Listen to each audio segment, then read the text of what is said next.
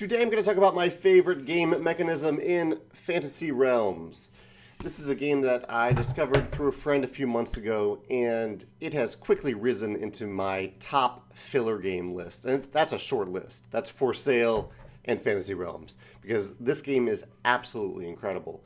And I mentioned it on a previous video where I kind of consolidated a bunch of my favorite mechanisms into a shorter video, but I didn't do it justice because it really is so good and I love it so much that I wanted to talk about a few other mechanisms in it.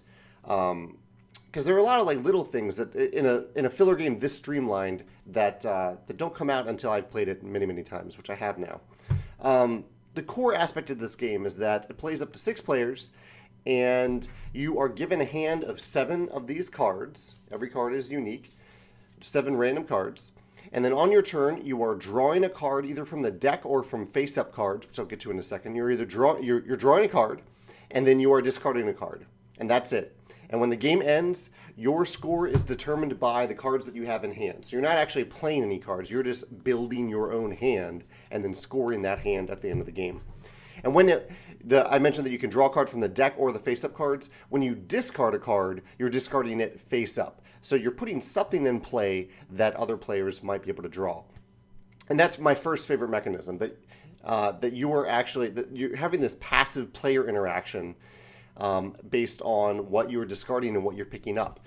A good Fantasy Realms player, I think, someone who's experienced, I'm not there yet, can start to really pay attention to what types of cards others are picking up from that common area, and they may decide not to discard certain cards so that those other players don't get them. These are cards that are built on combos. There are so many little abilities on here. Like there are cards that say things like, if you have this card and this other card, they combine to form a bunch of points. And so you might pay attention to what other players are picking out of that common row and intentionally not discard those cards, or claim a card before they can get to it, as long as it also benefits you, because there's rarely a time in this game where you really have any wiggle room to take something that doesn't benefit you. This card row is also the end game trigger. When there are 10 cards in the card row itself, the game ends. I really like this as well because it's an abrupt end, but you can also see it coming.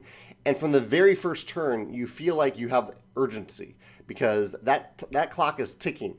Because right away, from the first card discarded, you are adding to that end game timer to put 10 cards on the face down on the table. That's 10 cards for everyone. That's not just 10 cards that you are discarding. You're discarding to a common area. When there are 10 cards there, the game ends. And so there's this great urgency there. And it also, at a certain point in the game, you might be really happy with your hand, and you might want the game to end. So you might, instead of drawing from the cards in the row, you might intentionally draw from the top of the deck, just because you know you'll be extending the card row when you do that. The last thing I want to mention, and I think perhaps the reason that makes this game so special, I won't show these cards specifically, you can look them up online if you want, is that you are getting a lot of points. This isn't a game where the designer said, okay, I want each card to average like 3 points at the end of the game. And at the end of the game, you end up with a score maybe in the 20s or 30s. This is a game where you can end up with hundreds of points in a 15-minute little filler game. I think every card has a unique number. So that every card has a base power. No, there are some repeats. So you can see the base power there in the upper left. And so that's points. And then every card has combos on it that give you more points. Here's one. Here's a good example. Whirlwind, 13 points.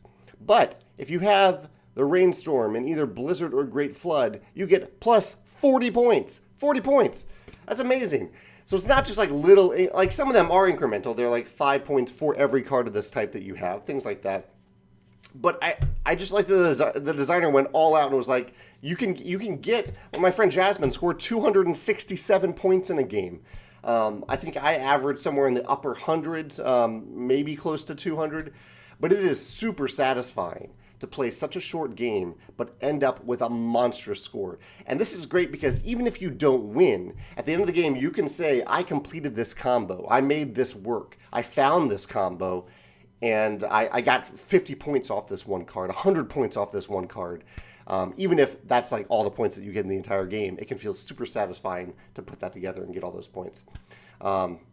Yeah, I could probably say more about this game, which is amazing because of how streamlined it is. There's some cool mechanisms with blanking and clearing, but you can look those up on the rule book. It's a really cool game. I highly recommend it. I know this isn't a review channel, but as a $12 filler game, I think it is absolutely worth it. And I'd love to hear your thoughts. If you've played it, if you buy it after this video and play it, I'd love to hear your thoughts.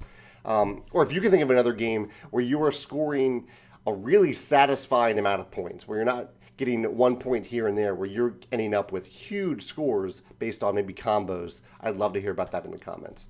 Thanks.